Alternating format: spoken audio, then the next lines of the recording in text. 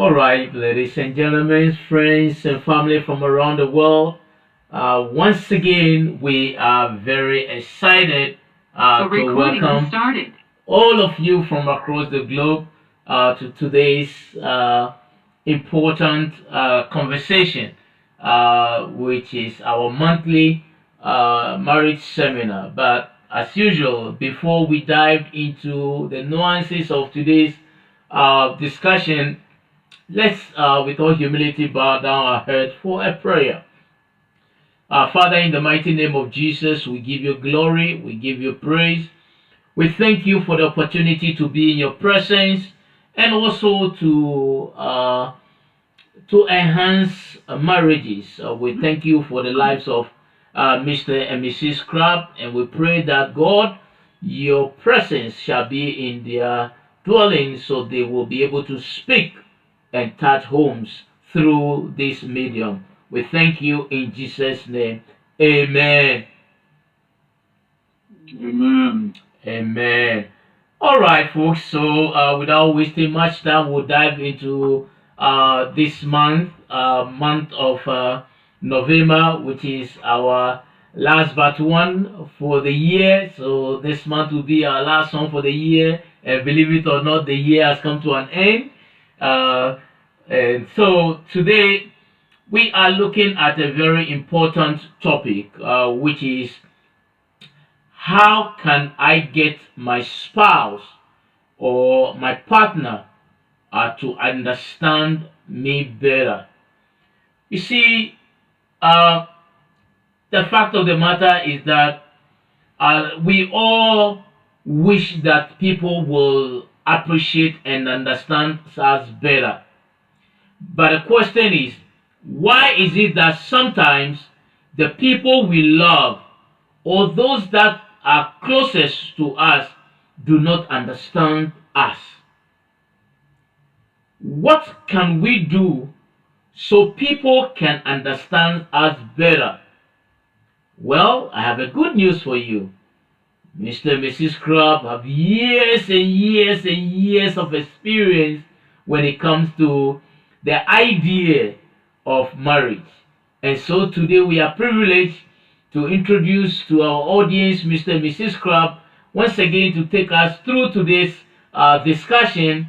And trust me, if this is your first time tuning in, you get the opportunity to ask questions and to interact during the second segment of the show. So at this point, we hand over to Mr. and Mrs. Crab while they take us through the discussion. How can I get my spouse or my partner to understand me better? Over to you, Mr. and Mrs. Crab. Thank you, Dr. Sam Jacobs Abe and your team at Be Inspired Podcast. And thank you and welcome to all our listeners, as Dr. Jacobs Abe puts it, from all over the world.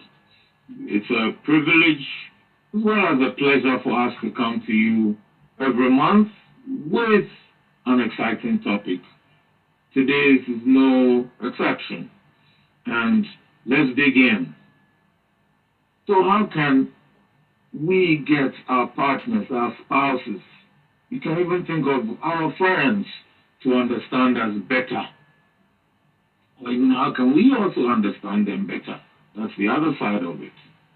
Well, first of all, let's state that to have understanding in a relationship doesn't mean that you agree, like, or have to go along with what someone else is saying or feeling. I think sometimes people make the mistake that because you disagree with them, it means you don't understand. You know, because you don't like what they like, you don't understand. Or what they're saying, it means you don't understand. Because you're not going along with them, then it means, or you're not supporting them, it means you don't understand. No. We can understand and disagree. We can understand and dislike. We can understand and refuse to support. So, for example, it's not uncommon for two people who fall in love to realize that they're not the same. I mean, they might think they're perfect for each other, or each other is perfect, and then they realize, mm-mm. So we fall in love, and everything is wonderful, just wonderful to begin with. But after a while, you begin to see that this person doesn't understand me. Sometimes it doesn't take 1 year. Or maybe you're even in a relationship and you've had some misunderstandings already. Why doesn't he really get it? Why is she this way? Why doesn't she just agree with me? Things like that. Just think about it. Many couples go through this. Friends go through it too. In fact, we get along with our friends so well sometimes because we find out that we share common interests, like supporting the same soccer team. But sometimes we may even think that we have nothing in common with them because we're so different in other ways. What we forget is that, especially in loving relationships, those same differences were the very things that attracted us to each other. One is calm, the other one is bubbly. One is quiet, the other one talks a lot. One jokes a lot, the other person listens. Those are the things that attract us. So what is understanding in a relationship? Understanding is much more than understanding the language, knowing the meaning of a language, or the words we hear. It involves knowing the reason for the words as well as actions. So when we understand somebody, we know not only what they're saying, but we know the reason behind it. It is sharing the meaning a person gives to words and actions. That's when we really understand. That's why friends, couples can have in-jokes, inside jokes that only them understand. One might say blue and the other one cracks up, or the other one tenses up because they know what it means. Nobody else does. They have a shared meaning. They understand it. So you think blue and you're thinking of a color maybe, but for them it might be totally different. So we also say meanings are in people. And since meanings are in people, this makes understanding someone complex, especially because people, in fact, all of us, change over time. And what someone may be experiencing can influence the way they speak or act. So as one writer has stated, I quote, in understanding relationships, you can empathize with the other person. You can make space for them to think and feel the way that they do, and respect that what they're experiencing is about them and not about you. So, how can I get my spouse to understand me better? Maybe I ought to get into her world. Why does she feel this way? Why does she do things that way? So as we do so, let's also now consider what causes us to misunderstand each other, because we can identify those causes, then we will be able to find solutions to why we misunderstand each other. Probably the one thing that covers all misunderstandings is perception, what we really think about it. So, though, for example, you may try hard to come across in a certain way to others, they may perceive you in a different way. So here's an example. A husband may think that by offering help to his wife, he's coming across as generous. But the wife may interpret the offer as a lack of faith in her abilities or her ability to do something. Just as he misunderstands her, she misunderstands him.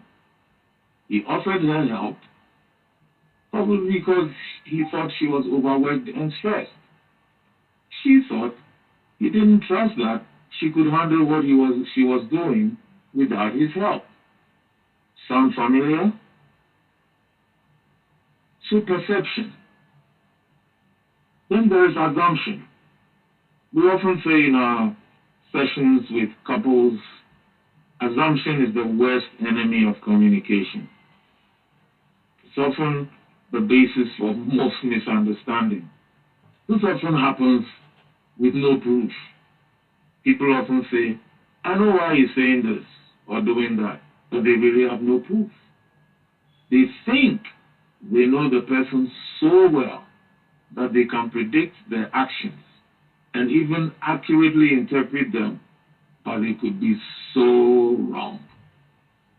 You've heard someone say, I know where he's coming from, often to mean they know why a person has said or done something. They may then assume they know what will follow next. But do they really? The fact is that until your partner confirms something to you, you may not know how they're feeling or what really is going on. However, some of us are not patient enough to discover what is happening with our partner. Instead, we assume based on our instincts, some people say on past experience, which quite often gets the other person worked up. So, beware. Assumptions can mess up a relationship if that's your habit. Maybe it is messing up your relationship by assuming you know why, you know what's going to happen, so you preempt. But we could be so wrong. The next one is poor listening skills. Poor listening skills. Have you ever been in the situation where you're talking about something, then your partner or your spouse might say, this is the first time I'm hearing this. And then you're wondering, I have said this several times. I've repeated it before, even yesterday. What happens is that both partners may not exhibit, or one partner or both may not exhibit good listening skills when the other one is conversing with them, or even when they're telling them something. Usually, when two people are discussing, one of the individuals may not go beyond just hearing. Therefore, they could forget some key points in the discussion. That's the reason we sometimes find ourselves saying, I thought you said, then the response comes back, nope, that's not what I said. My wife often tells me, I'm not listening. And I tell her, hey, I'm listening.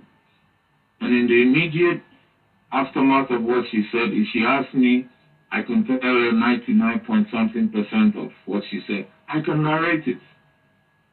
But give a day or two, and she says she can always tell I wasn't listening because what do you say I do? You ask a question, and then I realized that you did not listen to what I said. The way you asked the question, it means that he heard nothing of what I said the previous day or 2 days before. That's how I proved to me he wasn't listening. So, my friends, I have learned over the years that hearing is not the same as listening. Hearing is the sound. Listening is going beyond the sound to think about what is being said. Maybe you're hearing me, but are you listening? So another way we misunderstand is when we disrespect our partner's feelings. Some people are used to not validating their partner's feelings, sometimes by saying things such as, you shouldn't feel that way, or you shouldn't think like that. In a relationship, we need to respect our partner's emotions and feelings. And then we can work together on finding a solution. So taking the time to find out why your partner is behaving a certain way provides a clearer path or a better way to approach dealing with the situation. And then also, this is really important. When your partner brings something to your notice, especially when they complain about something, don't brush it off. Like, this is not serious. Oh, don't worry about it. We're still ignoring it. So we need to ensure we understand what the other person is talking about, and big A-N-D, acknowledge their feelings behind what they're saying. Sometimes we say, oh, well, she said so much, he said so much, oh, well, he raised his voice, but that's what we go away with. What did he say? What did she do? It's important not to disrespect each other's feelings, but to validate them. I understand you are upset, but then we can make our point. Or I can see you are very unhappy, or it looks like I'm making you angry, But when we ignore or we kind of brush it off, oh, you shouldn't feel this way. I am already feeling that way. What do you mean I shouldn't feel that way? I am feeling that way, All right. So that doesn't help. Here's another one. Comparing your partner to another person. See, when we compare each other to a third party, it's a sign of disrespect that can cause conflict. If you've done that, I'm speaking the truth. Frequently, one person may perceive it as forcing them to behave like another person. For example, one may expect a woman may expect the male partner to behave like their own brother or father did. So you might say something like, why don't you do the dishes? My father always did it without being asked and never complained. Hello? Your partner is not your father. Neither are you your mother. But we can easily project our experiences onto the other person and want them to behave in a way we prefer without realizing that they're unique. Psychologist Mert Shaker states, and I quote, comparing a partner to others in romantic relationships can damage the relationship's foundation and cause emotional disconnection. Such comparisons create unfair expectations and make the partner feel undervalued, leading to insecurity. For a healthier relationship, it's important to respect and focus on the partner's uniqueness and accept each other as is. End quotes. Lots to think about there. Then, finances can be a source of misunderstanding. If one partner is earning higher than the other, their actions may be misinterpreted many times because of their financial status. And, the person who's earning less money, because if I had money, I wouldn't, I'm just waiting for the time that I don't have to. Those don't help. And there are times also when in a relationship, one partner may be more disciplined than the other when it comes to spending. In our sessions, we talk about keepers and spenders. So in a relationship, one might be a keeper of the finances, the other might be more prone to spending. That can be a source of conflict. Depending on the occasion, one person may be right, the other person not. The one person cannot always be wrong, which leads us to our next. Well, then before that, there are also people who are not completely honest with their partner about finances. Such behavior can create misunderstanding. So when my wife thinks, oh, I'm making so much, and yet I'm making more than that and she doesn't know, that's a problem about trust. What if I'm not declaring everything or I'm keeping something elsewhere? That's not healthy. And when she finds out, it's going to take a long time to repair. Because even when I might be saying something not about finances, why should she trust me? We might think we're playing smart, but we could be eroding the very foundation of our relationship. How about always claiming to be right? It's unfortunate that some people believe they're never wrong. All I know is anybody who is never wrong is perfect. Last time I checked, the only perfect people are in heaven. They're not here on earth. It is impossible, my friends, that one person in a relationship is always right, because everyone makes mistakes. Before you continue thinking this way, consider that to always claim or insist that you are right means your spouse or partner is always wrong. Really? Well, hear this. Psychologists call such behavior narcissistic personality disorder. Simply put, it's a narcissist who always thinks he or she is always right. This involves a persistent belief in one's own correctness, often prioritizing personal opinions and feelings over others, and showing a heightened sensitivity to criticism. In relationships where one or both partners have this disorder, it can lead to a dominant, self-righteous attitude. For those of us who are Christians, guess who were described that way? The Pharisees and the Sadducees. Jesus called them that, self-righteous. Then another thing that causes misunderstandings is seeing our partners as competitors.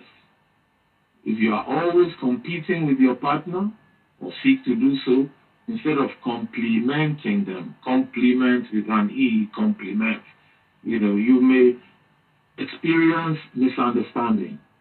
In a loving relationship, we should focus on cooperating with each other rather than competing with each other.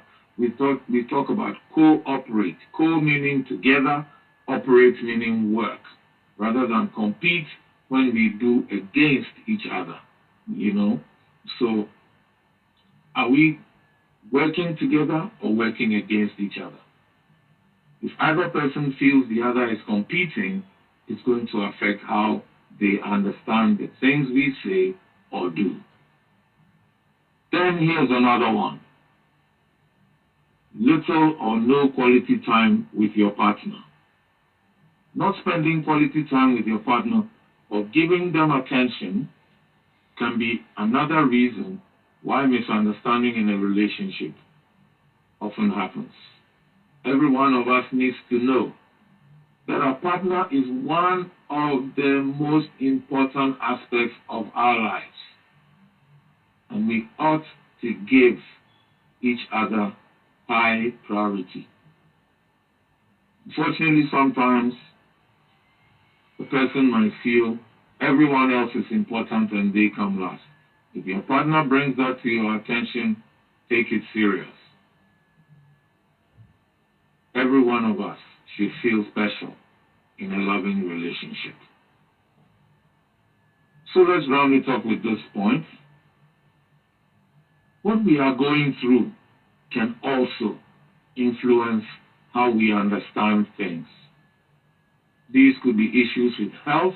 I'm not feeling well, so even processing things can be difficult. I'm not thinking straight. I have a migraine or headache. I'm feeling stressed. Yes, it can be career-wise. Things are not going too well at work, or things are so demanding at work. You have little time to think about other things. Yes, other important things like your spouse. You know, sometimes what we're going through can also be directly related to how our partner is treating us. When we feel disrespected, unloved, or uncared for, gestures such as a big present, even a party thrown for us, or being asked to participate in something that used to be fun may have little or no appeal, and then we are misunderstood. But if what we're going through is not in sync with what is we're being asked to participate in, we may have no energy to do so. The bottom line, friends, is that we need to understand that we are all different, however much we've known each other. We're different people with different likes, dislikes, needs, what we enjoy, and what makes us feel loved. Different likes, dislikes, needs, what we enjoy, and what makes us feel loved. Sure, we do have things in common, which is why we want to be with and to spend time with people. But we should also remember that although we may experience the same event, like going to a concert, how we respond to it shows how different we are. That's why though two people go to the same program, one may say it was boring, while the other person will say it was great. Maybe they were going through different things before they went in there. Or even whilst in the concert, they saw some things that got them to thinking, I shouldn't even be here.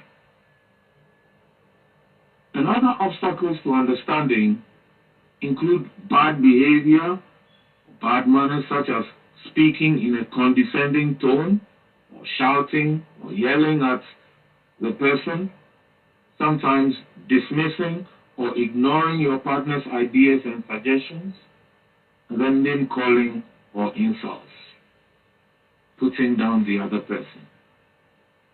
Some people consider disagreeing with them as disrespect, but we humbly submit that is wrong. In fact, people who insist to their partners that disagreeing with them is disrespect may themselves be guilty of disrespecting the partner speaking their mind or having different ideas. So let's watch it before we call out the other person as disrespectful. As usual, at this point we ask, so what can we do so that our friends, partners, spouses can understand us better? We first need to recognize that in communicating, whether it is sharing some news or giving our view on some issue, the speaker or the one passing on the information is responsible for ensuring that whatever is being passed across has been understood as intended. So it's not enough to say, oh, I told him, oh, I sent it to you. It's if I sent the message, if I shared the information, I have to make sure that whoever I'm sending it to has understood the information as I intended. Researchers say that in any communication, 6 messages are involved. So if you just tell, so here, let's have some example. Okay, let's have an example. Consider this exchange between husband and wife when the husband returns home from work. The first message, so he says, he's back from work and he says, I'm exhausted. Or before he says, what he means to say when he gets home from work is, I'm exhausted. He wants his wife to know. So that's the first thing. What he means to say, I'm exhausted. What he actually says, oh, it's been a long day. Then he stretches. Okay? That's message 2. What he actually says, it's been a long day.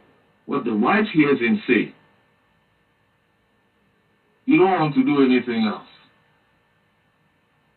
Message 3. What the wife thinks she heard him say. That's number 4. Don't bother to ask me to do anything. Then what the wife actually says about what he said. Okay, you relax. You'll be leading Bible study tonight. Then we have message 3. Husband thinks the wife said about what he said. Don't talk about being tired when you have work to do. So when he responds to, okay, you relax, you'll be leading Bible study tonight, it may not be pleasant. You might say something like, do you have to remind me what I have to do? Or I just said it's been a long day. You didn't even care about that. You can see how one innocent statement can lead to all kinds of things. Friends, meanings are in people. The sender of a message is responsible for ensuring that what he means to say, what he says, and what the other person hears and understands are as close as possible. Counselors, psychologists, and therapists offer many ways we can improve our understanding of each other. So we'll now share a compilation. First, we need to focus on understanding your partner before trying to be understood. Focus on understanding your partner before trying to be understood. When we communicate with someone, we're often trying to highlight our points and ensure that we are heard and understood. Sure, everyone has to speak for themselves and to share their own thoughts and feelings. But understanding in a relationship is a two-way street, and both partners must be heard. So neither of us can listen to the other if we are too busy talking and focusing on ourselves. In the book of Proverbs in the Bible, there are some strong words. Proverbs 18 verse 2 from the New King James Version. Proverbs chapter 18 verse 2, the New King James Version says, a fool has no delight in understanding, but in expressing his own heart. That's the New King James Version. No delight in understanding, but expressing his own heart. The New International Version says, but in airing his own opinions. Are you more interested in airing your opinions, making your points? But no delight in understanding your partner as well? If you're trying to improve understanding your relationship, begin putting your partner first and gain understanding before you offer your thoughts on an issue. That way, we make space so that each one of us can be thoroughly understood. And then we will more likely be able to discuss and do better together. The second point is that we have to learn to listen. When you read around this subject on improving understanding, creating better understanding, practically every article you read in the literature on this subject mentions active listening. Active listening. But let's start with learning to listen. Because it's very easy, as Proverbs says, for us, what we read earlier, Proverbs 18:2, it's very easy to be interested only in airing our own opinions. Because we naturally want to be heard whenever we have something to say. It is part of what makes us feel respected, valued, and wanted. But in addition, we also need to learn how to listen actively. Here's what another proverb says. Proverbs 17:27 from the New King James Bible. Proverbs chapter 17 verse 27. He who has knowledge spares his words, and a man of understanding is of a calm spirit. So we need to be patient instead of zooming in just to give our words, and once we're done, we begin to tune out. I've had my say. But that's not communication, because it has to be a two-way street. So when couples say, we are not communicating, no, maybe it means one person or perhaps both of them are not listening to each other. They're only interested in airing their opinions, not calm enough, not holding back so the other person can also have an opportunity to speak. So how do we listen? Psychologist Mert Shaker says, and I quote, active listening plays a critical role in resolving misunderstandings between spouses. When partners listen to each other effectively, gaps in communication are reduced. Active listening involves not only hearing what is said, but also understanding what is said. Emphasizing, that's understanding the feelings behind what is being said, and then responding to the communication clearly. I'll go over that again. Active listening involves not only hearing what is said, but also understanding what is heard, empathizing, and communicating clearly. Spouses can avoid potential misunderstandings by practicing active mutual listening while sharing their feelings and thoughts. In addition to creating a deeper bond in the relationship, this can also help resolve problems by talking through them openly. End quote. So what this means is practicing active mutual listening is we do this. When one person is talking, why don't you keep quiet and listen out? Hear the person out and listen. And then when they're done, we also talk. We're returning to this listening until the other person is done talking, because it's not done. There's something more on that. The next point is listen to find out instead of judging. And when we say judge, it doesn't mean simply telling the person they're wrong. It's especially when we begin to tell them you can't think that way, and that's not the right thing to do. No. When we disagree or feel attacked, we tend to get defensive and judgmental of what our partner is sharing with us. So this can move us towards a fight, and sometimes something that started a discussion, conversation that started nicely, one sentence, and sometimes there's a fire.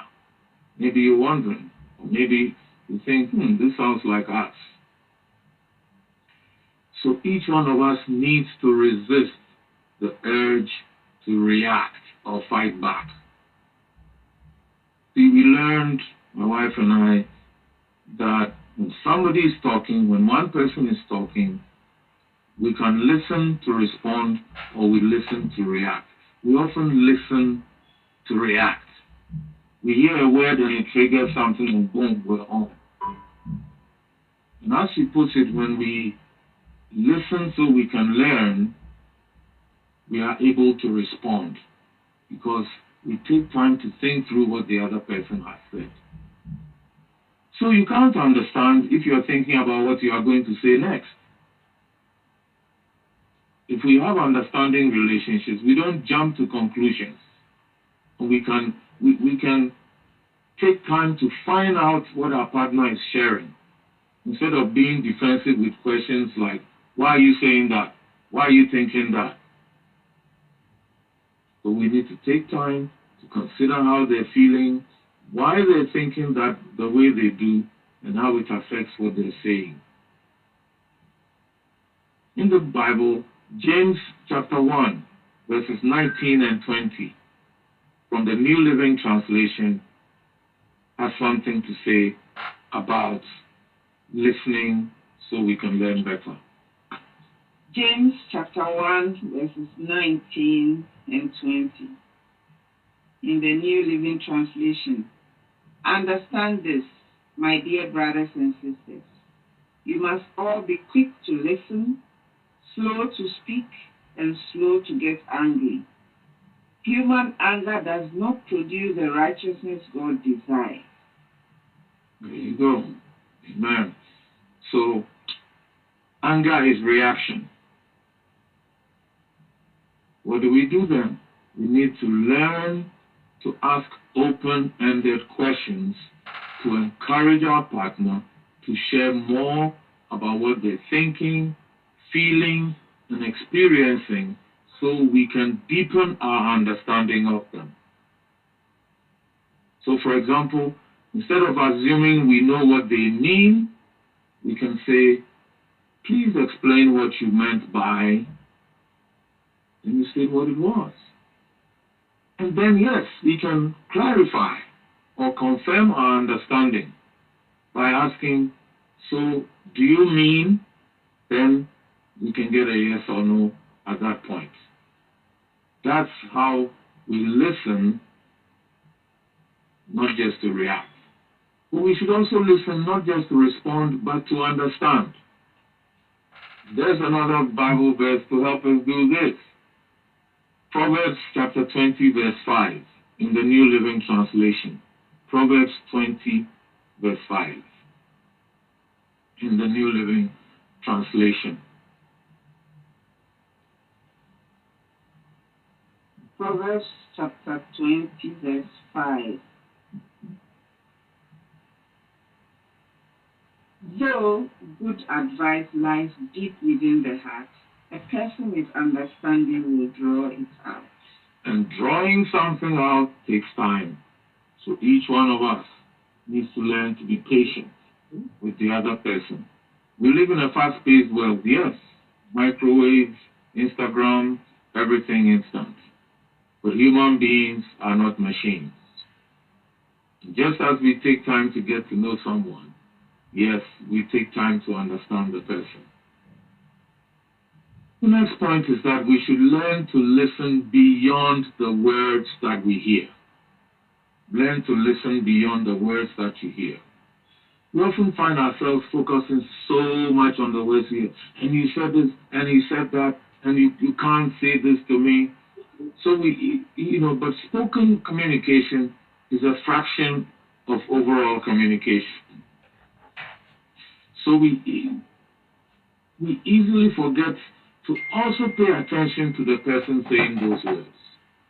If we want to improve our understanding, we need to go beyond the sentences our partner is speaking out loud and pay attention to what we call the non-verbal side of communication. In fact, even though we often think that communication is heavily talking or the spoken word is only one out of 12 different ways we communicate. So that's less than 10% of the total communication. So while somebody is telling you something, pay attention to things like body language, facial expressions, tone of voice, while the person is talking. That's why we often react to maybe a tone of voice or the fact that the person is looking away. So just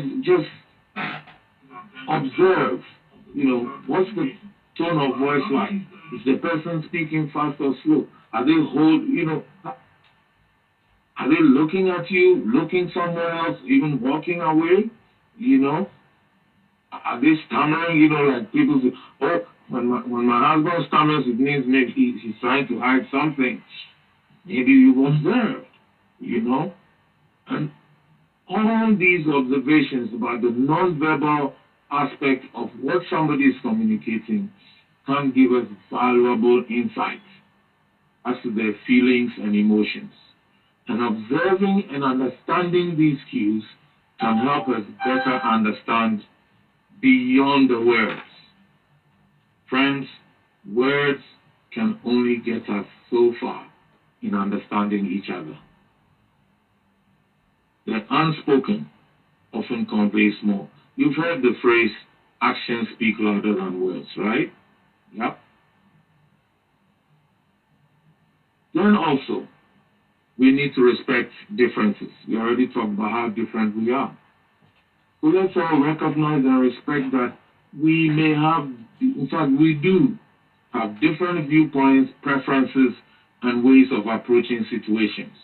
In an emergency, somebody immediately jumps and, gets into the situation. Another person says, wait, who can we call? We're all different, you know. And what we need to do is to, as one writer puts it, embrace these differences rather than trying to change or dismiss them. Oh, when this happens, you should do this. Well, I don't feel like doing that. I think this is a better way of handling it. So no, so how we speak or do things, how we receive and interpret information, and how we respond to situations have much to do with our upbringing, life experiences, and even our individual temperaments. Yes, all these make us who we are. And then it's also important that we develop trust. Trust is a very short word, but it goes very deep. Building trust is essential for understanding. Are you reliable? Do you keep your word? Do you honor your promises or fulfill your promises? Are you honest with your partner? These may all be simple actions. Being reliable, keeping time, keeping your word, your fulfilling your promises, being honest with your partner. Why are these important? Because trust allows for open and deep communication. The more you trust someone, just think about yourself. The more you trust someone, the more likely you are to share something really deep with them. According to Christian Anjoku, a licensed professional counselor and relationship coach, trust is that strong foundation you build in a relationship with your partner. Without it, to understand your partner becomes harder. Our next point is that we need to learn to do things together. Why is this important? Because shared experiences help us to understand each other. Remember the point I made about inside jokes? Why do we have inside jokes? It's because we have shared those jokes and we understand those jokes that others may not understand. So we need to learn to do things together. Ever wondered why you seem to understand your friends better than your spouse? Think about what you do with your friends. For example, how much time you spend together, or the things you share together compared with your spouse. Engaging in shared activities and experiences allow us to connect on a deeper level. So this can include hobbies, can include simple things like let's go to the grocery store together, let's do something, travel, even simple daily routines, watching a movie together, worshiping together, like on a Sunday, things like that. Just these things strengthen how we understand each other. Just think about this. Why is it that before marriage, two people want to spend so much time together? Then they stop doing so after marriage. If you were like that as a couple, or are like that, were you pretending to love each other's company then? If it was genuine, you need to find out what happened to keep you from spending time with each other. Maybe that's why you're having more misunderstandings. And then we also say, have open and honest conversations. It's important to do so daily, rather than brushing things off, postponing bringing up an issue, or ignoring your partner's concerns. It's unhealthy to wait and then something goes wrong and then the floodgates are open. You're beginning to hear things that happened 3 weeks ago, 2 months ago, even last year that you didn't talk about. No. Having open and honest conversations help us clear the air, and we can, as the saying goes, be on the same page more often than not. Then our last but one point on this is this. Be patient and explain yourself. This is where many of us go wrong, or we can cause our partner to misunderstand us. Sometimes we assume that our partner has understood, or we think they should understand us, especially if we've been together for a long time. But as we've already discussed, there are many reasons why what we think is an innocent or neutral statement or gesture can be misunderstood by those closest to us.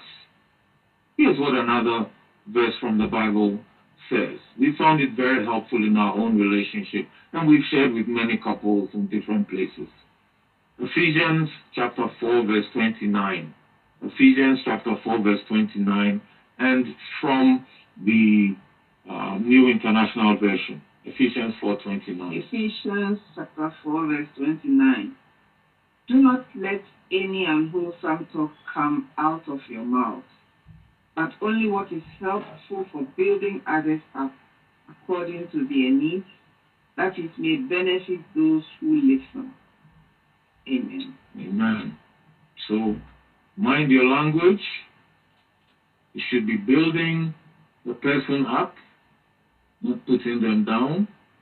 It says, according to their needs. So if my spouse doesn't understand me, the words I'm going to say must help her to understand.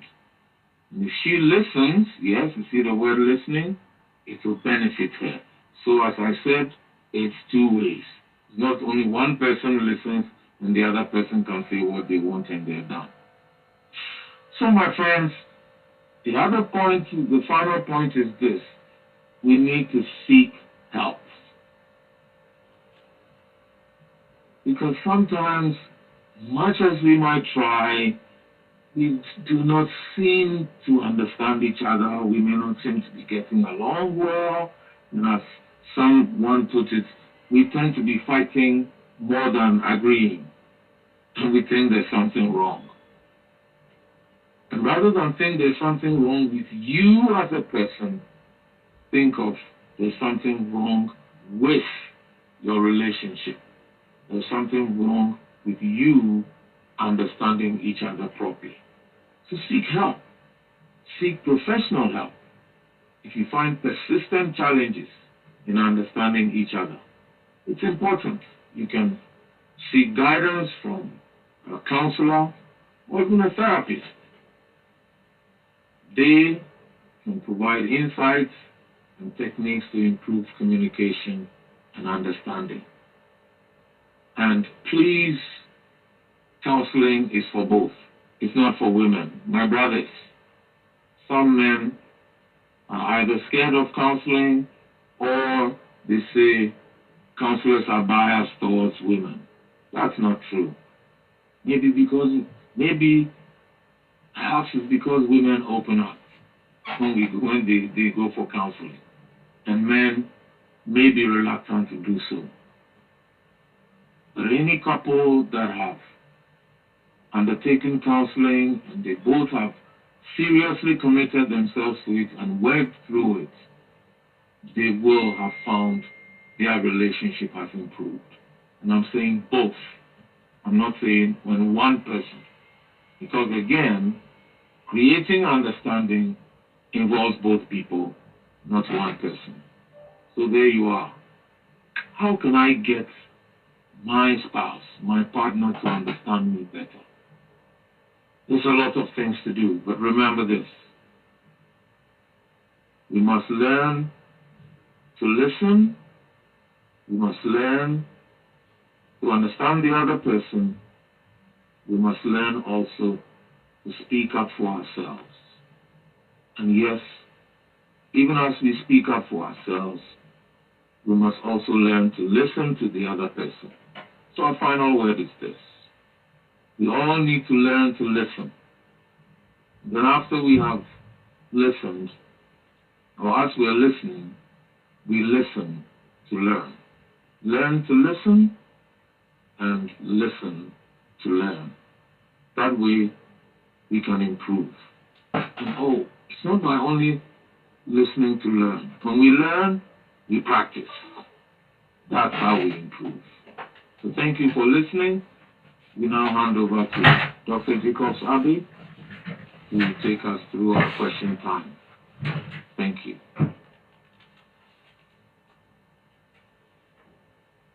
Thank you very much, Uncle Richard. That was a very powerful submission, and I have learned a lot. I've taken a lot of notes, and I pray that our listeners have taken notes as well. So, as we usually do, at this time we will dive into question and answer time. In case you are on the phone line, you are welcome to unmute yourself and you can ask a question directly. Mr. and Mrs. Crab will answer you directly if you are on the phone line. But just in case you are on our social media handles, especially with YouTube, you can also put the message there and we will read that on your behalf. You can equally send a text message or WhatsApp message to country code +1, area code 571 337 9185, and we will gladly ask the questions on your behalf. And so we will dive straight into our question and answer time now. The first question for the night is coming from Nigeria, and it reads, good evening, Mr. and Mrs. Crab. I am a loyalist. I have been following your show as far back as 2019. So I appreciate all that you and Mrs. Crab is doing for marriages. My question is, in your experience, what are the most common reasons why even our closest loved ones sometimes misunderstands us? Is it that they become overly familiar with us, or in the years ahead they become just too I don't care? Thank you. Thank you. Thank you for being a loyal listener. We hope you are inviting others to listen as well. You often ask very good questions as well. So thank you. The most important things, it's difficult to say which is which are most important, because what we may consider most important may not be as important. But perhaps you can listen to this again. But if we were to highlight, I'll say three key ones, it would be, first of all, assumption. Assuming we know, without really taking the time to properly understand. To assume we know, we understand. Oh yeah, I know why he's saying that. Yeah, I can see why we may not know. Another one is poor listening skills. We live in a very distracted world. Partner is talking, spouse is talking, we're on the phone or some screen, whether it's TV or tablet or laptop. There's something distracting us at any time when somebody is trying to pass on some information to us. So much as we think we're listening, we may not really be listening. We may be hearing, but as we said, hearing is not the same as listening. And the other thing we would want to highlight is disrespecting your partner's feelings. We often think only of what the person is saying without why they feel or what they feel about what they're saying. And true communication is not only about what we say, but what we feel about what we say. And it's important. So those are the three we would it's We won't call them the most important, but we would highlight, assuming without verifying, and then poor listening skills, and then disrespecting um, your partner's feelings. Those are three key ones we think we all need to be aware of and work on so that we would have better communication and we will understand each other better. Thank you. All right. Thank you so much, Scrub, for that response. Our next question, it's coming from Pennsylvania, and it also reads, let me see here. It says, "How does our childhood relationship with our partners influences our ability to communicate with loved ones as adults?" Do you mean to say, this is what I'm doing? Does the person mean to say, how does our childhood relationship with our parents? Yes, with our parents influence our ability to communicate with loved ones as adults. See, I'm just practicing what I was sharing, but making sure. So I came back to you to verify. I didn't assume they're saying partners. Okay. So, yeah, would you like to take that? Our childhood experiences with parents, for example. Some people grow up in households where they're discouraged, let me put it that way. They're discouraged from speaking their mind. You do what you say rather, and just obey. So, yes, it doesn't disappear because they've grown up. Some grow up still thinking that way. And so they'll be more used to being told what to do or being more agreeable than speaking up what they really think or feel. And there are those who grow up in homes that anything goes. When we say it, that everyone speaks their mind, you know. So you can imagine somebody who comes from a home where when one person is speaking, you keep quiet until they finish, and then another person who comes from a home where you can cut in and correct the person and you keep going. This is not going to be easy. You want to give. If you had it depends on the relationship with your parents. Mhm. If you had a good relationship with your parents, you could speak your mind, you could, ask questions and feel free to talk, and they can also tell you if you're wrong and you accept it. You want to talk like that with your partner. But if your partner came from a home where you don't talk when adults are talking, you keep quiet and whatever you are told, you do it, your partner is going to think that you are, maybe even think that you are disrespecting him or her, but you're just feeling free. You're just speaking your mind. And the other person will also be thinking that you don't talk much, you don't bring things out, you don't speak your mind. It can affect us in different ways. Can be good, can be bad, but whatever is happening in the relationship, it's between the two of you. So you have to talk about it. If you think that something is not right, if you think your partner keeps quiet too much, you let them know. If you also think that, you are too quick to bring, to answer everything, maybe if you think about what I'm saying a little bit, you have to bring it out. Yes, our relationships, especially childhood relationships, do affect us.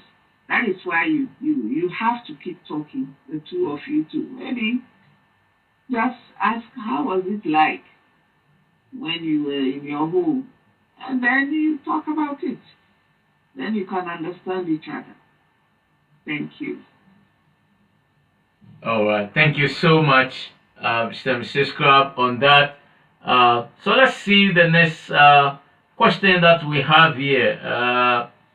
All right, so this question is coming from Virginia, and it says, "What role does emotional intelligence play in being better understood by others?" Okay, we have this emotional intelligence again. I think it came up last That's that. month or Yep. so. Yes. So, it is important for us to understand that it's one of the, as you say, it's a huge phrase. It's being bandied about a lot these days. There are even courses being run in companies and all that. So mainly, it's also just in a nutshell. If you want the direct thing, is the ability to understand, use, and manage your own emotions in positive ways to relieve stress, communicate effectively, empathize with others, overcome challenges, and diffuse conflict. This is a whole lot. What we simply like to think about it is, being aware of and being able to control and express one's emotions. That's half the equation. On the other hand, is being able, knowing yourself, being able also to understand others, you see, so that you can relate to them appropriately. So if somebody comes to you and, says, let's say, if you want somebody to do some work and they come and says, "Oh, I'm hungry, I need to get some food." Say, "I want you to do the work right now." I mean, if you're emotionally intelligent, so to speak, one of the things you'll be able to do is, okay, why don't you get some food and then you come do the work? But if not, you can get angry. I'm telling you to do the work and you want to go and eat. That's not helpful. So that's why we don't, I think we did say last month, what emotional intelligence simply means within our love relationships is what we were sharing earlier. Be aware of, recognize, and validate not only your own feelings, but the feelings of your partner. You cannot ignore. So that's why we said statements like, "You shouldn't feel that way."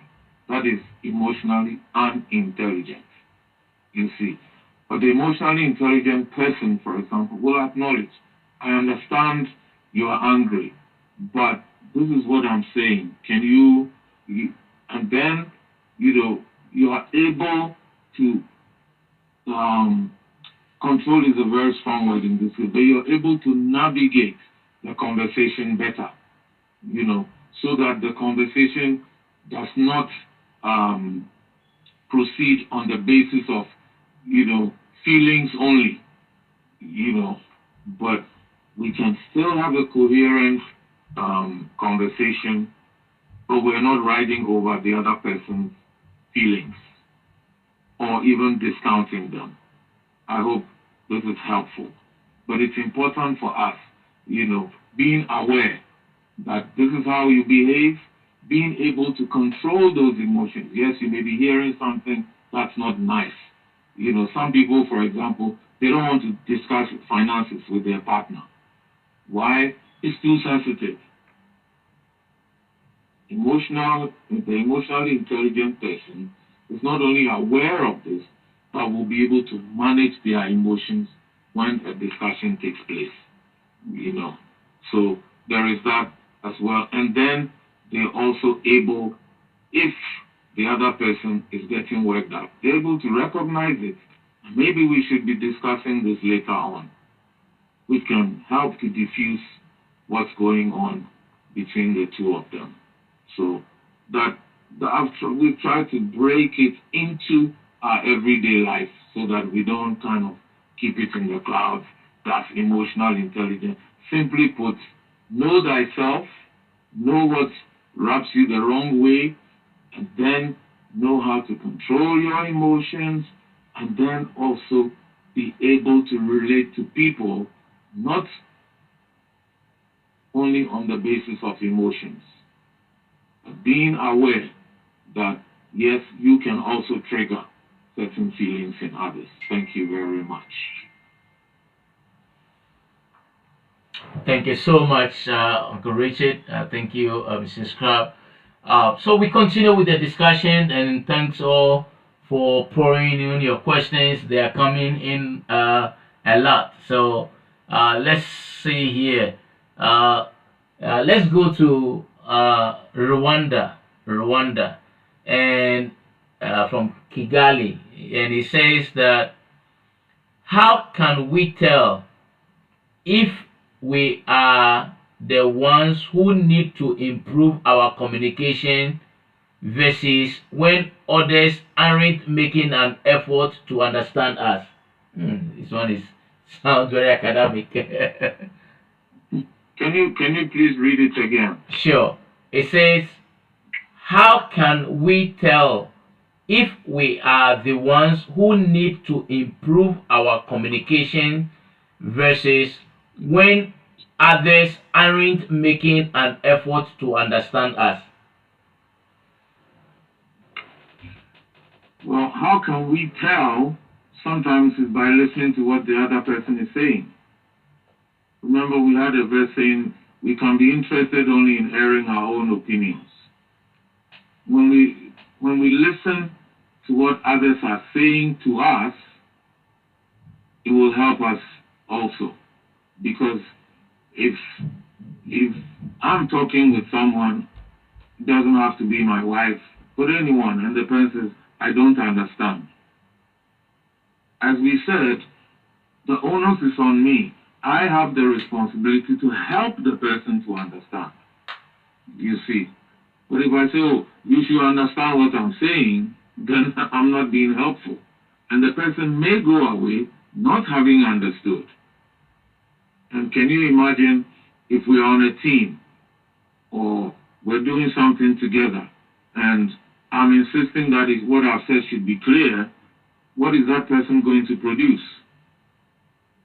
if they've been assigned some aspect? So listening to what people say, send long word feedback. What are you getting back? And sometimes it's helpful for us to ask people, am I getting across well? That's why you hear some people when they say, are you getting me? But that's become a cliche. So somebody might be speaking and say, I hope you understand what I'm saying. We also don't even say, oh, yeah, go ahead. But sometimes we don't, you see.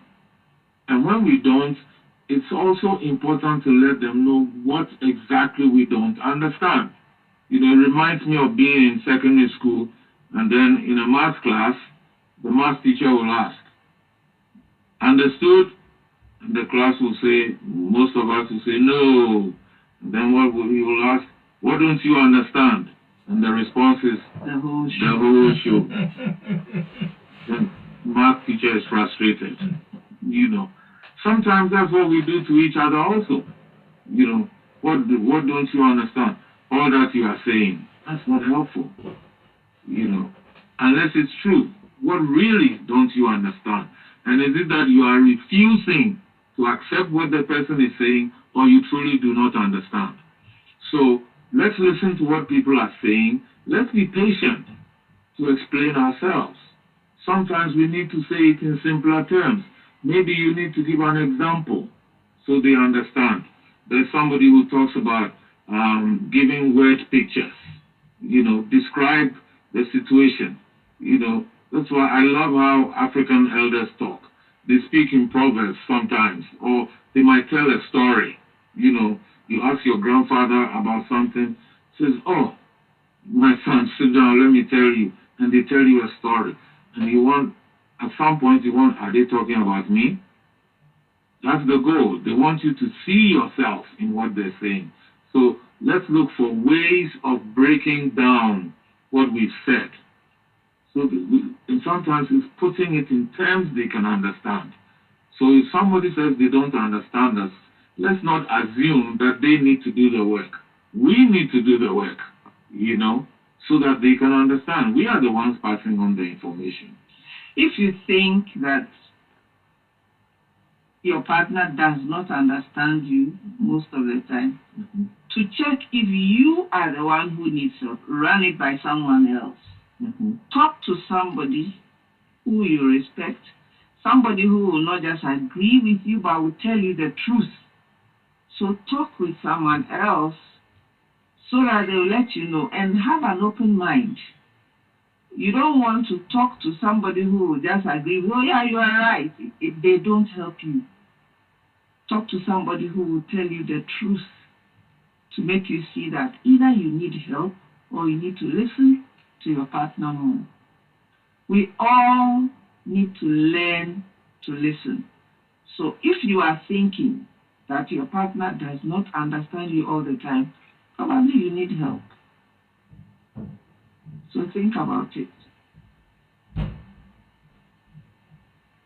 Thank you. All right, thank you so much. Our next question is coming from New York, and it says, all right, so it says, how can we tell if we are the ones? Wait a second. No, this was. I'm sorry. It said, what are some signs that indicate we are not expressing ourselves effectively to our loved ones? I don't know if the message came out well. Let me read that again. It says, what are some signs that indicate we are not expressing ourselves effectively to our loved ones? If you tell your loved one anything and they don't do what you have suggested, and it keeps happening, whatever you say, they do the opposite, then you are not expressing yourself well. Or you think that, whatever you say, the response doesn't come well. Maybe you are not expressing yourself well. So you might have to ask your partner what they understood. Whatever you said, you can ask them, what did you understand? Did you understand what I said? Or what did you hear? To see if you are expressing yourself well or not. When they tell you what they heard, then it will make you see whether you have expressed yourself well or not. It's work. We all have to do the work. Thank you. All right, thank you so much. Richard, were you going to say something? It looked like I heard your voice. No. I said good. Awesome. Great. All right. So now let's go to Ghana, and it says, how do cultural differences within families affect the way we understand and communicate with each other? I think you touched on in your submission, but yeah. Well, yeah, the first thing is it will show in what you do. In some cultures, you don't talk to somebody pointing, at them. In some cultures, it's okay. It's whoever you're communicating with who can give you the feedback. And that's why loving relationships, as we're talking about, provide, I'll say, the safety and the right environment for us to learn. And that's why we stress learning. Because if we don't learn and we think we know it all, we can make very serious mistakes. Hand gestures can be a problem. The thumbs up sign, for example, that is used a lot in America to say it's okay. Where I come from, Accra, Ghana, that's a major insult. You see, if you have a thumbs up sign and point that at somebody, it's a major insult. If an American went to Ghana and was talking to somebody in Accra and made that at the person, and the person does not know that or doesn't think this is an American, it could result in a fight. You're insulting me, you see. So cultural differences, as I said, and you see, this is a hand gesture. This is not even the person talking. Remember I said the non-verbal, the unspoken can communicate even more than what is said, you know. So can you imagine an American giving a thumbs up sign saying, you know, maybe he got a ride in an Uber, he gets down and gives a thumbs up to the Uber driver. He gets slapped or something. What do you mean? I'm giving you a ride and you are insulting me. You know, that could be a fight. And yet he might be saying, okay, all right, you know, good job, something like that with a thumbs up sign. So we need to understand this. We help, that's why we use the word understand. You know the sign, but what does it mean? It can mean something very different. And as you said, meanings are in people, and yes, people belong to cultures. So, you know, you can just think two people from different cultures, they can say different things. You know, I found myself with some friends, we were traveling once in a particular country, and we were in a high-end hotel, and we were having lunch. And one of us had his fork fall down, and he tried calling one of the waiters, you know, and he would call the waiter would go away. And so, you know, we all, about 6 or so of us at the table, we tried calling and they were not.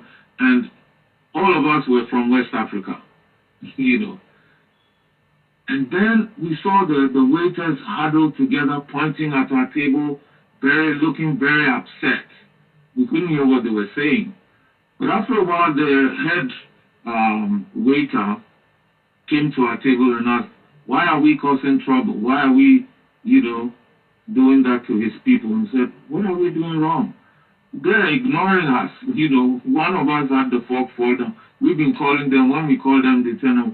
And so what are we doing? Why are we calling them that way? And it turned out that the hand signal we had been using to call them in that particular country is the signal that's used to call animals. Wow. So imagine, we were from West, I think we were like 3 or 4, there was a Nigerian, Ghanaian, somebody from Liberia, I think, and, you know, so we were thinking, these people don't like us. So we're already thinking, you know how we can easily think that when you're foreigner, they're discriminating against us. They don't like us because we're black people, you know, so, but just imagine, we were actually insulting them culturally. In their culture, what we were doing was an insult. They said, that's how we call dogs. Oh no, oh no. So yes, naturally, we apologized and, you know, explained, but even after that, they kind of looked at us suspiciously. They weren't so nice, and we kept apologizing even on the way out. But you can see how we can make mistakes. So, especially when you move into another culture or you're dealing with people of other cultures, it's important to ask. One of my communication professors was an American who was left-handed. He wrote with his left, he did so many things with his left. One of the first things he told us in class was, when he looked up and he saw some Africans in the class, says, okay, those of you from Africa, first they want you to know I'm left-handed, so I'm more likely to use my left, you know, and when I'm calling you to do something, I'm more likely to use my left forefinger to point at you. I'm not cursing you, I'm just letting you know I'm calling you, so please forgive me if I rub you the wrong way. We all laughed, but we understood. None of us felt disrespected because he would use his left hand, you know. So that's how we learn. We need to learn from each other. And sometimes, you know, when we make mistakes, our partners need to help us rather than condemn us. Because Why would I knowingly insult somebody, especially when I've not been provoked? You know, so it's important to help each other. That's why we talked about cooperating, in this regard to improve understanding. So I hope some of these examples I've given are helpful to all of us, not only to the one who asked the question. Thank you. Thank you very much, Uncle Richard. This is very exciting and encouraging to hear all these perspectives that you and Mrs. Scrab is sharing. So let's come back to the US, and then the next question is actually also coming from the UK, but let's come to the US first. And it says that what role does timing plays in helping others understand us better? Is there such a thing as right moment for deep conversations?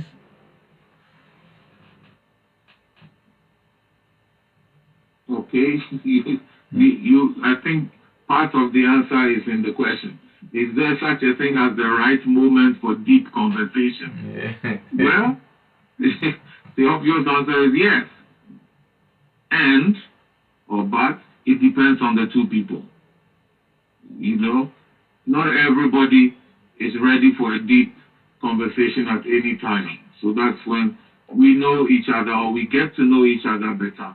Can we talk about this at this time or that time? And it's kind of connected to some cultural, or even maybe more like family things. There's some families, deep conversations are dawn. You're woken up, deep conversation. You did something wrong the day before, that's when your parents are going to talk to you. Or that's when people, they come to them to talk about some issues. Now,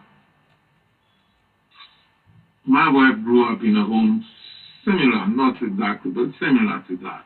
I grew up in a home where a serious conversation can be had at any time. But I'm not a morning person or one who would love to be woken up at dawn for that. So it's one of the things we have to talk about. When you have a serious thing to talk about, deep conversation, all you have to do is alert me and I'll make myself available. But don't wake me up at 5 a.m. because I'm generally a late night person. At 5 a.m., I'm moving into my final overdrive. That itself could cause a conflict, which we will then have to settle after we've heard you. So yes, it varies with the couple, and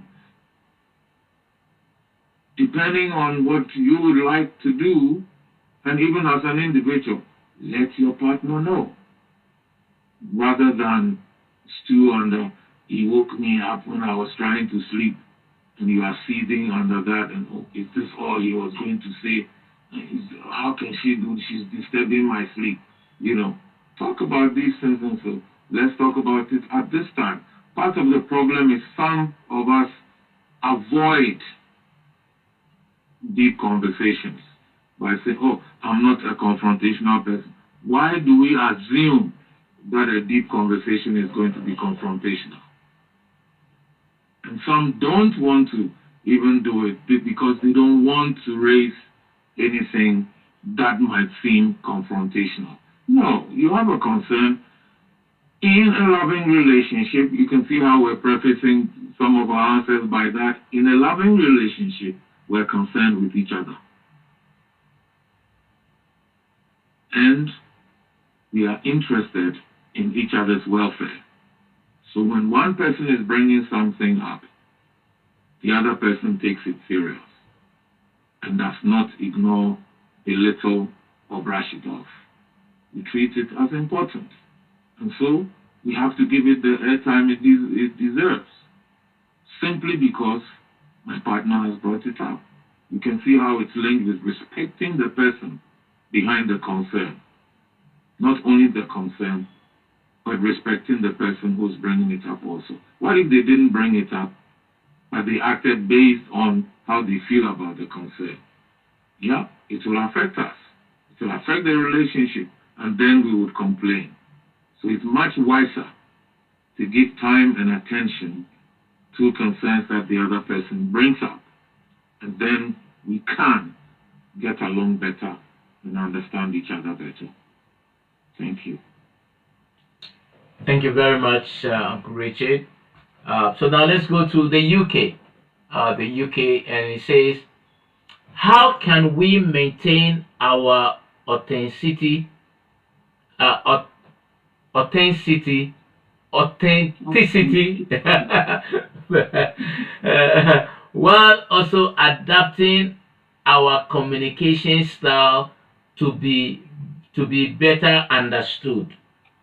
So, how can we maintain our authenticity while also adapting our communication style to be better understood?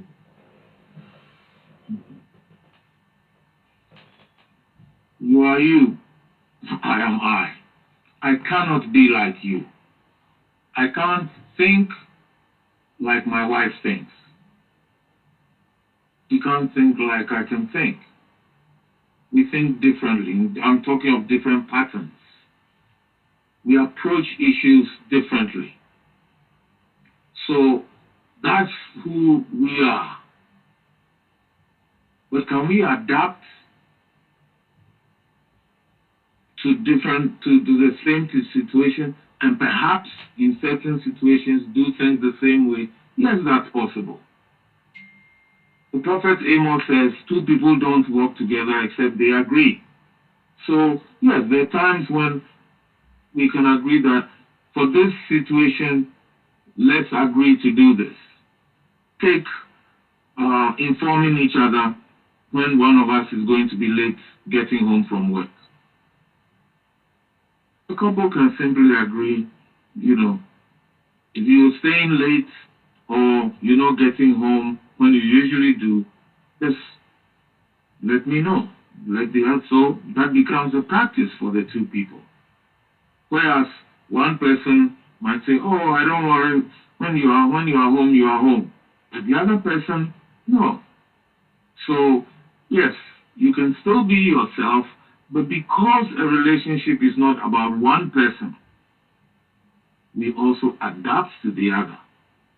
You see. So yes, there's certain situations where, okay, left to me, when I get home, I'm home. But no, I'm not in the relationship alone. There's somebody also concerned. So I will let her know. And I have to work late. And it's not when I get home and say, "Oh, I work late, that's why I'm home. Why are you annoyed? Where do you think I went?" That's not helpful. Does that mean every time you get home later than you said, you work late? That may not be the case, you see.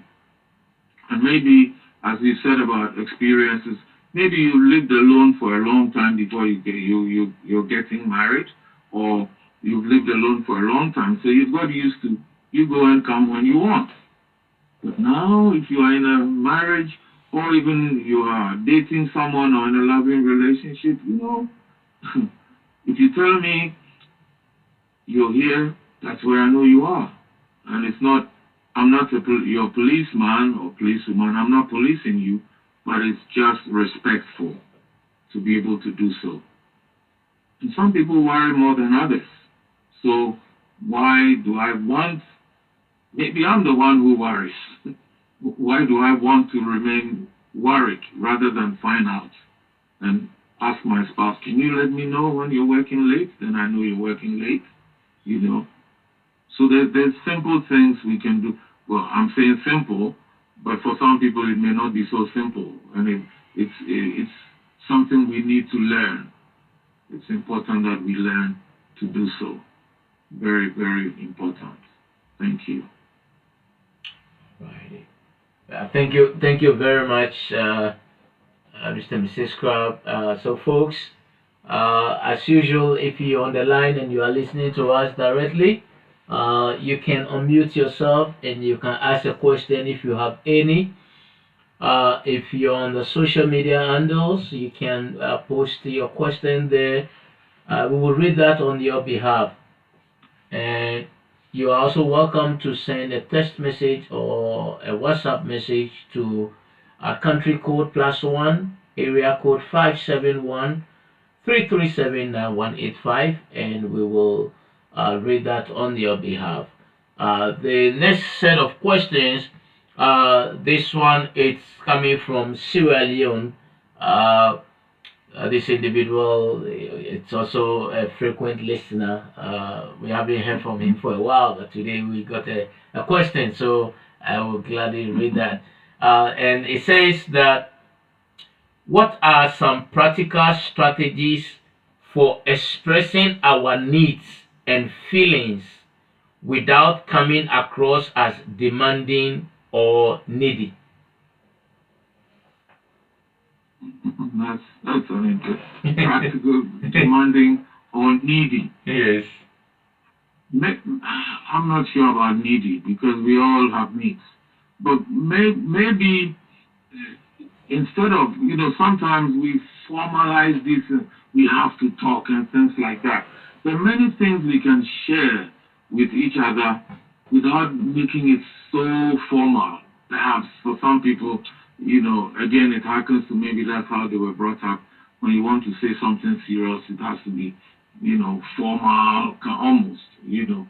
But let's think of our close friends. Do you call a formal meeting to talk with your friends about something serious you want to say? It's part of your interaction with them. And we like to encourage couples to do that more often than kind of creating all these serious forum, yeah, we have to talk. Of course, there are times when, yeah, you really feel like you have to talk. And especially when one person doesn't seem to be taking things seriously, or you want more focused attention on something. So, yes, that's something we can do for each other. But as much as possible, let's share these things without formalizing them, but to listen to each other as well, as things happen and when we're saying things, being sensitive to each other that way helps the other person to feel heard and is less likely to be quote unquote always bringing up something. That's how some people feel. I'm the one who always brings up an issue. Sometimes when we're talking with each other, when we are presenting our ideas, we have to do it lovingly and with respect. Respect the other person, say it lovingly and humbly, and we will understand. The person will understand. You learn to talk to them. You know your partner, and you know who they are, so you know how to talk with them. When you make yourself teachable, also, you are telling them something, but you are also learning from them.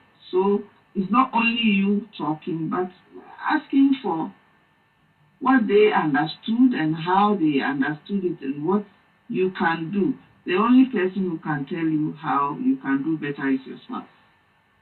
So talk with each other and listen to each other. Respect each other. That way you can learn and do better in each situation. Don't ignore each other. So the saying goes, often it's not what we have to say, but how we say it that makes the other person listen to us and understand us better. Thank you. Thank you very much, Uncle Richard. Thank you so much. Let's go back to Ghana again. And the question from Ghana says that how do unresolved past conflicts affect our ability to be understood in current relationships? does that mean unresolved conflicts in a previous relationship? I suspected so. Let's do both. Okay. Unresolved conflicts will always affect you at any time, whether it's in your previous relationship or in your present relationship. Once the conflicts were not resolved, it will affect you. So it's up to you. You know what conflicts were not resolved, so you have to bring it up. And if it's in a previous relationship, you have to work on yourself first. Seek help. Talk to someone, talk to a counselor, talk to a therapist. They will help you so that you will get those things resolved in you. So you don't bring it into your new relationship. And if it is happening in the relationship, your present relationship, you have to bring it up with your spouse. Once you think, if one person thinks that issue has not been resolved, it's up to you to bring it up. And it's up to the other person not to brush it off. Oh, but this is like, we've talked about it. Once the person brings it up, it means that it was not resolved. Sometimes you think that it was resolved. But if your partner brings it up, it means it was not resolved. And you have to listen to your partner. Don't brush it off as, oh, this thing, we've talked about it already. But it was not resolved. So listen to each other. Thank you. Thank you very much, Uncle Richard and Auntie Vivian for that thought. All right, so let's come back to the US and let's see. We still have some few questions here, and please keep your questions coming. We are open for business until on top of the hour, so keep them coming. Thank you so much for those who have sent theirs ahead of time as well. So this is from the US, and it says, "What role does active listening?" Well, I don't know if I should continue because the crowd spend a lot of time talking about listening to understand. But just to encourage our listeners that every question matters, even though we may have talked about it, I'll go ahead and read it. It says, "What role does active listening plays in helping others understand us better?" Okay. Well, maybe I just need to grab the active listening aspect and share that. So it just as a reminder, so it helps the person who questioned. Active listening involves not only hearing what is said, but also understanding what you hear. To empathize, that understand the feelings behind it, and then be able to respond appropriately. So when we actively listening, we listen also not only for the words, but we also observe the feelings behind. And then we respond accordingly. What it means is that if we don't practice active listening, as for example, if we are distracted, okay, my spouse is talking to me, I'm on the phone with somebody else, and I tell her, yeah, go ahead, I'm listening.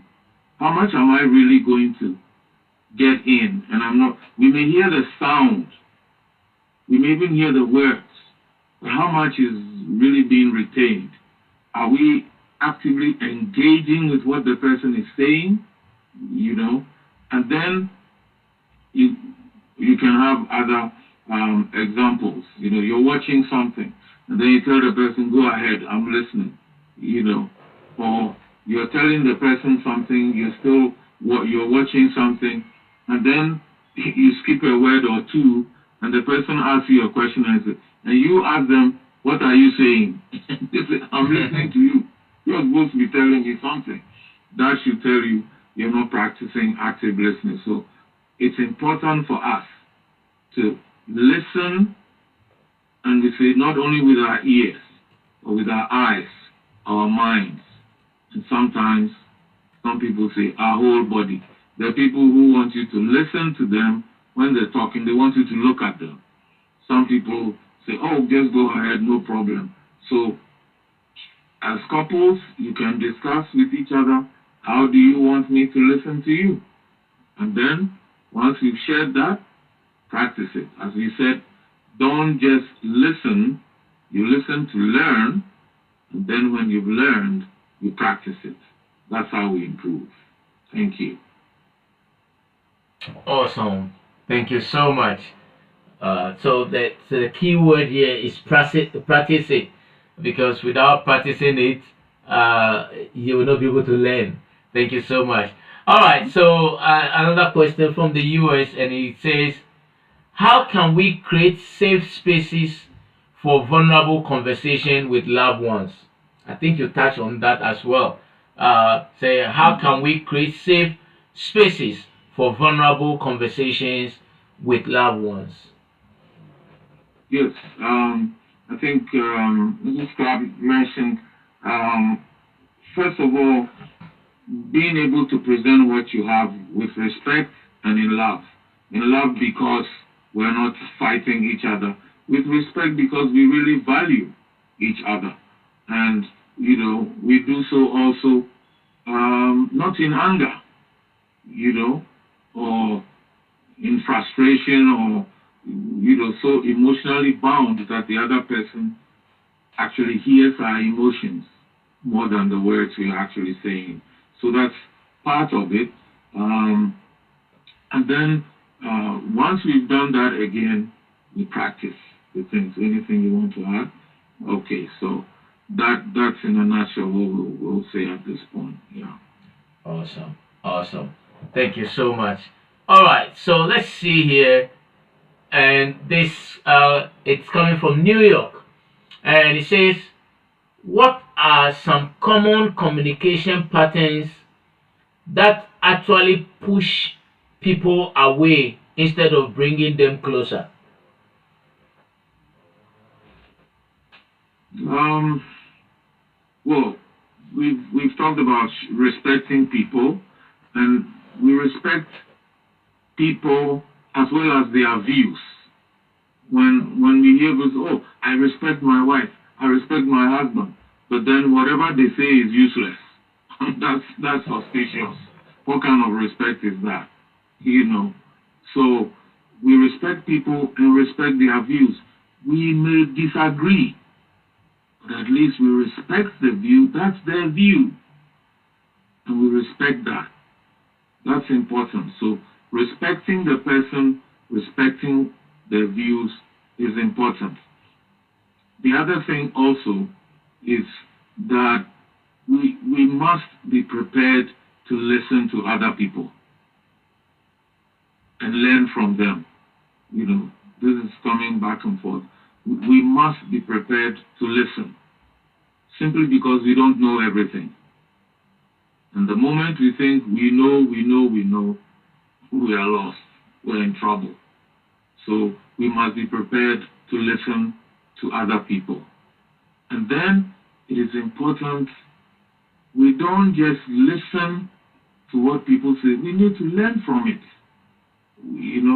If somebody raises an issue with you, 2, 3 times, you must know that it's a concern to them. So we must respond to what they're saying. It doesn't mean we're just going to do what they're saying. It means, okay, maybe we need to talk about it. If we think what they're saying isn't something we want to do, and then explain to them why we don't want to do what they say or why we are not doing what they're saying. And then let me give the other side also. If you find yourself on that side where you are the one you brought up something, or as we often hear, we have talked about it many times. That's exactly why nothing is happening. Talking about is talking about. But you go beyond talking, what do you want to happen? Then focus on that. Why isn't this happening? Or what action steps? Are there action steps in how you've been talking?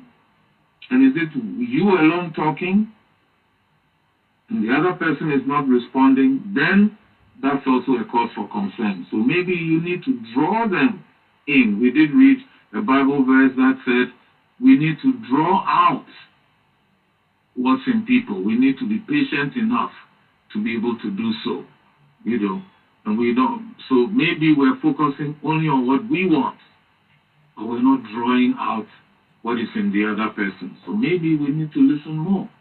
Proverbs 20 verse 5 in the New Living Translation. Though good advice lies deep within the heart, the person with understanding will draw it out. Maybe they have good advice or some good ideas about what we have talked about so often. Maybe we're not patient enough to draw it out, and we are telling them what to do. Sometimes that's where the bottleneck is.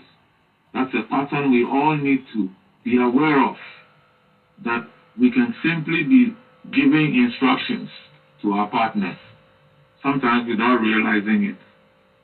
Maybe sometimes it's tied with your position in the family. You've been the oldest and you are used to giving instructions. You may be doing that in your relationship without realizing it. And your partner may be frowning upon it. Maybe they are also firstborn and they're used to, who is this person who is ordering me about? Or maybe, can you imagine a man who was the last born and a woman who's firstborn? He's had instructions so often. Now he's in his own relationship and he also wants to be the man, and the woman is used to giving instructions. You should do this. Why don't you do that? Get this for me. And he's thinking, wait a minute. I'm going to suffer this one too. And so we need to talk about these things and help each other be able to understand us better. Thank you. Thank you very much. Thank you very much, Uncle Richard. Thank you, Auntie Vivian. All right, so let's see here. We have a couple of few questions coming in. This question, I think Mr. Crab already addressed it again, but like I said, I'm only reading it just to let our listeners know that even though your question may have been answered, we still value the fact that you spend time to type it. So I'm going to read it, but Mr. Crab can choose to touch a bit of it because he has addressed this already. How do our own assumptions and expectations affect our ability to be understood by others? If you are assuming, you're not going to hear what the other person is saying, and you are less likely to listen. Your expectation may so fill your mind that the reality of the situation will be clouded. And your expectation may be such that you think that should be what should happen. But all of us need to make room for the fact that our expectation may not be what, as a couple, yes, if you're in a relationship with somebody, you're not alone, our expectation may not necessarily be shared by the other person. And so we need to talk about it. And we are responsible for making our partners not only understand the expectation, but to be able to consider it important also to us. But we need to give room to the fact that sometimes our expectations are unrealistic. And assuming that because it's my expectation, my partner has to fulfill it, you may be in the wrong relationship. Or maybe you are simply selfish. What if they also have another expectation which clashes with yours? That's why we talk about it and see which one will be the best for our relationship. And sometimes it's not bring half of yours and bring half of mine and let's have a compromise. No, sometimes it may be ditching both expectations and then you create one that works for both of you. Thank you. Thank you very much. Thank you very much for that response. All right, so now we still remain in Virginia, and this says, Say, how can we maintain boundaries while still fostering deeper understanding with family members? The question, how does deeper understanding of what? And what boundaries are we talking about? If you're talking about you sharing stuff in your relationship with family members, that's a different thing. Why it's not very clear. Yeah, yeah. Yeah, So it's definitely not clear. The person needs to help us because yes. yeah, So listener, if you can clarify, that would be helpful. We still have about 5 minutes. If you shoot that in, I will definitely ask that question before we wrap up. All right. So then that takes us to the other question here, and I think this question, the 20th question asks, you've touched on that already, but let me still go ahead and read. Say, how do different love languages affect the way we understand and express care for each other?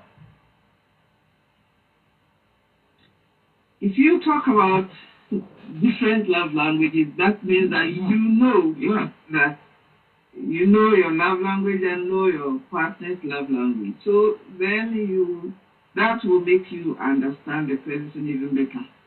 So it does affect everything. So if you know it, then, or if you don't know it, find out. Mm-hmm. And then see how you can work together, because you need to understand each other and it all comes to play. Mm-hmm. So there's simple tests online for it to help you if you don't know, or you can read Dr. Gary Chapman's book, Gary Gary Chapman Chapman. Gary Chapman, The Five Love Languages. Very popular, easily available. You can get that online easily, and it's not expensive. You can just read that, and he's got good description, and I think he does have how you can also find out yours, and that would help yours and your partners as well. Thank you. Thank you very much. Thank you very much. All right, so we will tackle the next 2 or 3 questions quickly before we wrap up, because we are just around that time to wrap up. All right, so this one says that, what are some signs that indicate it's time to seek professional help in improving family communication?